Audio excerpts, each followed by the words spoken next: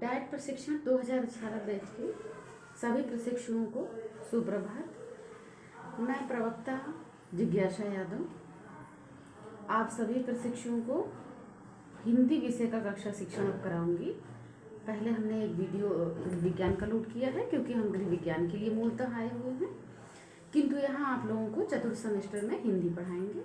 जैसा कि आप सभी को विदित है कि वर्तमान समय में कोविड-19 के चलते हुए आप सभी को अनवरत कक्षा के लिए मना कर दिया गया है। आपकी ऑनलाइन कक्षाएं शुरू की गई हैं ताकि आपका पाठ्यक्रम जो अधूरा रह गया है वो पूरा हो जाए। तो आशा है आप सभी लोग घर में होंगे और स्वस्थ होंगे अपने परिवारों के साथ। आप सभी का इस YouTube चैनल में स्वागत है। आज हम हिंदी विषय का आपका जो पहला टॉपिक है चतुर्थ सेमेस्टर में, उस पर चर्चा करेंगे, उसके बारे में जानेंगे। पहला टॉपिक है आपका अनुस्वार, हलंत व विसर्ग का प्रयोग करते हुए शुद्ध उच्चारण, वाचन व लेखन। यानी कि आपको जानना है अनुस्वार क्या होता है, हलंत क्या होता है, विसर्ग क्या होता है और इनका शुद्धता का ध्यान रखते हुए इसका उच्चारण, वाचन व लेखन कैसे किया जाएगा। सबसे पहले देखते हैं अनुस्वार को। आखिर क्या है अनुस्वार? अनुस्वार के वर्ड को डिवाइड करके हम लोग देखते हैं, जैसे अनु और स्वर, ये दो वर्डों से मिलकर बना हुआ है। अनु का मतलब होता है पीछे या बाद में, और स्वर का मतलब होता है स्वर। तो स्वर के पीछे जो वर्ड लगे उसे अनुस्वार करते हैं। इसे परिभाषित रूप में इस तरीके से कह सकते हैं, जैसे स्वर के पीछे या स्वर के बाद आने वाला व्यंजन जिसकी ध्वनि नाक से निकलती है उसे अनुस्वार कहते हैं। इसमें आपकी दो चीज़ें सामने आके आ रही हैं, या तो ये स्वर के बाद लगता है यानी ये स्वर के पीछे ही आएगा, दूसरी चीज़ ये व्यंजन ही होगा, ये स्वर के बाद में आएगा और ये व्यंजन ही होगा। तीसरी चीज़ एक और भी आ गई है, नाक से निकलती है, यानी ये जो वर्ण होंगे ये सारे के सारे अनुनासिक होंगे। अब इसकी पहचान हम कैसे करेंगे? हिंदी भाषा में इसे बिंदी, ये जो बिंदी लगी हुई है इसके द्वारा प्रदर्शित करते हैं। इनका प्रयोग पंचम वर्णों के स्थान पर किया जाता है। अब पंचम वर्ण कौन कौन से हैं? अंगा है, इया है, ड़ा है, ना है और माँ है। ये हिंदी वर्णमाला के पंचम वर्ण हैं। इन्हें पंचमाक्षर भी कहते हैं, यानी पंचम अक्षर, क्योंकि ये क्रमशः क वर्ग जिसमें क ख ग घ आता है और अंगा, च वर्ग यानी च छ ज झ इया, ट ठ ड ढ ड़ ट वर्ग, त थ द ध न त वर्ग और प फ ब भ म यानी पा वर्ग। इनके अंतिम जो अक्षर होते हैं उन्हें कहा जाता है पंचमाक्षर। ठीक है, इसके बाद इसका उदाहरण देख लेते हैं, जैसे दंगा। दंगा में द है वर्ड और इसके बीच में अंगा है और गा है। तो ये अंगा जो है इसको अनुस्वार के रूप में हम प्रयोग करके लिख सकते हैं। ऐसे ही दूसरा शब्द है चंचल, इसमें इया को यूज किया गया है। इसे भी हम ऊपर बिंदी लगाकर इस तरीके से लिख सकते हैं। तीसरा है झंडा। झंडा ऐसे और ऐसे दोनों तरीके से लिखा जाता है, लेकिन शुद्धता इस रूप की है झंडा। इसमें आधा ड़ा इसका प्रयोग किया गया है। गंदा, इसमें आधा ना का प्रयोग किया गया है, तावर का अंतिम अक्षर है ये। और ये है तंबू, इसमें आधा माँ का प्रयोग किया गया है, ये पा वर्ग का अंतिम अक्षर है। तो ये जो अंतिम अक्षर हैं ये अनुस्वार के रूप में ऊपर लिखे जा सकते हैं और इस तरीके के वर्ड इनके शुद्ध रूप से बनेंगे। तो ये हुआ अनुस्वार। अब दूसरा जो है आपका सिलेबस के अनुसार दूसरा है हलंत। अब ये हलंत क्या है इसके बारे में जान लेते हैं। यह किसी वर्ण के आधे होने का सूचक चिन्ह है, यानी कोई भी यदि वर्ड है उसका आधा अगर हमें यूज करना है, उसमें स्वर नहीं हो तो वो खुद ही आधा हो जाएगा। तो ऐसा जो वर्ड है उसे ही हलंत कहते हैं। जो उस वर्ण के नीचे लगाया जाता है उसे हलंत कहते हैं।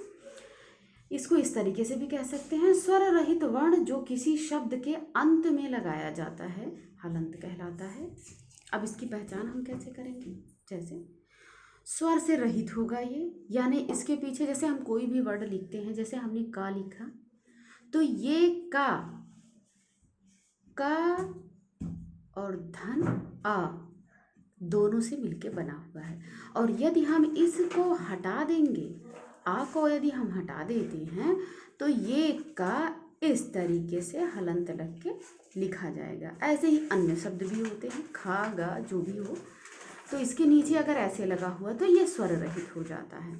यह केवल व्यंजन वर्ण ही होते हैं, यानी ये स्वर नहीं होते हैं, ये व्यंजन में ही हलंत लग सकता है, स्वर वर्णों में हलंत नहीं लग सकता। उदाहरण के तौर पे देखिए, जैसे कीर्तिमान, कीर्तिमान ऐसे लिख सकते हैं।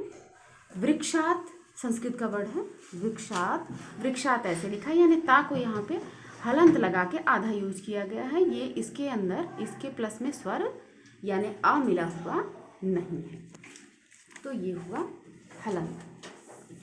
अब जो आपका तीसरा पॉइंट बचा हुआ है सिलेबस के अकॉर्डिंग, ये विसर्ग बचा हुआ है। विसर्ग, अब विसर्ग जो दिया गया है, अब इसे समझिए, इसका उच्चारण हा की भांति किया जाता है, यानी इसको यदि कहीं भी लगाया जाएगा तो उसे हा के तरीके से पढ़ा जाएगा। इसका जो चिन्ह है वो इस तरीके से बना होता है। ये ऊपर और नीचे की दो बिंदियाँ, ऊपर एक बिंदी और नीचे एक बिंदी, इसे इस तरीके से प्रदर्शित करते हैं।